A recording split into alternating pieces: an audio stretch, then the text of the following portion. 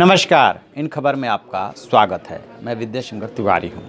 निर्भया के दोषियों को फांसी कब होगी, ये यक्ष प्रश्न बना हुआ है। केंद्र सरकार इस पूरे मसले को लेकर के सुप्रीम कोर्ट गई है, क्योंकि लोअर कोर्ट के फैसले के खिलाफ जब केंद्र सरकार हाई कोर्ट गई थी तो हाई कोर्ट ने ये कहा था कि एक हफ्ते के अंदर जो भी निर्भया के दोषियों के पास विकल्प है वो उसको ट्राई कर ले, यानी मर्सी पिटीशन दाखिल कर दे। इस बात से केंद्र सरकार सहमत नहीं हुई। क्यों नहीं हुई? क्योंकि हाई कोर्ट ने यह भी कहा था कि मामला एक है तो एक ही साथ दोषियों की फांसी होगी, अलग अलग नहीं होगी। जबकि केंद्र सरकार ये चाह रही थी कि जिन दोषियों के पास कोई विकल्प नहीं बचा है उनको फांसी के फंदे पर लटका दिया जाए। लिहाजा वो इस मसले को लेकर के सुप्रीम कोर्ट गई। सुप्रीम कोर्ट ने कहा कि चूंकि 11 तारीख को एक हफ्ता हो रहा है, इसलिए 11 तारीख को 2 बजे हम सुनवाई करेंगे। एक हफ्ता पहले बीत जाने दीजिए। इस बीच जो खबर आ रही है वो ये आ रही है कि जो 4 दोषियों में से एक पवन है वो क्यूरेटिव पिटीशन दाखिल करेगा।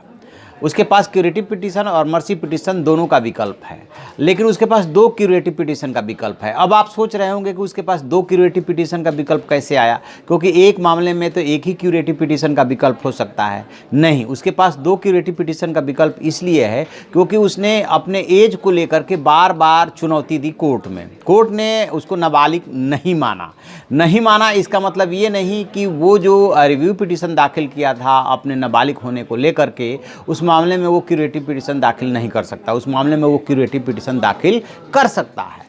तो अब पवन के वकीलों की तरफ से ये बात आ रही है कि सबसे पहले एज वाले मामले में वो क्यूरेटिव पिटीशन दाखिल करेंगे और उसके बाद जो निर्भया मामले में फैसला आया है उसको लेकर के क्यूरेटिव पिटीशन दाखिल करेंगे।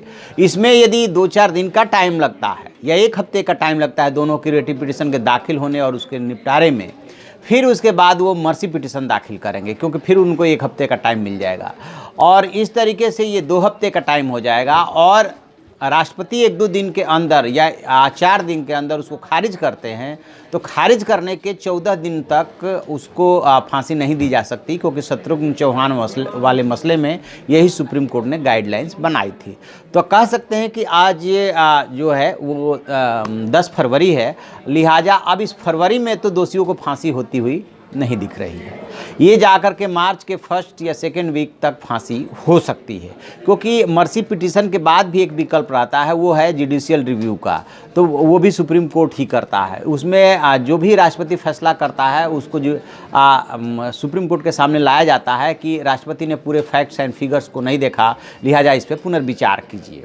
तो इस तरीके से जो खबरें मिल रही है उन खबरों के मुताबिक अभी भी निर्भया के दोषियों के जो वकील हैं वो हर दांव को आजमाना चाहते हैं और इसमें ज़्यादा जितना देरी कर सकते हैं उतना देरी करना चाहते हैं। उन्हें ये लग रहा है कि पता नहीं किस स्टेज पे आकर के सुप्रीम कोर्ट को ये लगे कि मामले में बहुत ज़्यादा देरी हो गई है, इसलिए फांसी की सज़ा को उम्र कैद में तब्दील किया जाता है। क्योंकि पास्ट में ऐसे केसेज हो चुके हैं जिसमें सुप्रीम कोर्ट ने देरी को ग्राउंड माना था सज़ा को घटाने के लिए।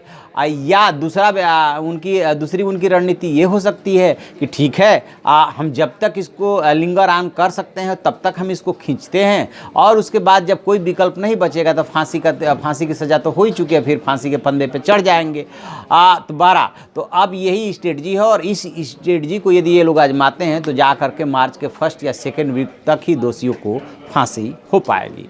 तो आप ऐसी खबरों के लिए देखते रहिए हमारा डिजिटल चैनल इन खबर। Thank you. इन खबर चैनल को सब्सक्राइब करें और बेल आइकन दबाना ना भूलें।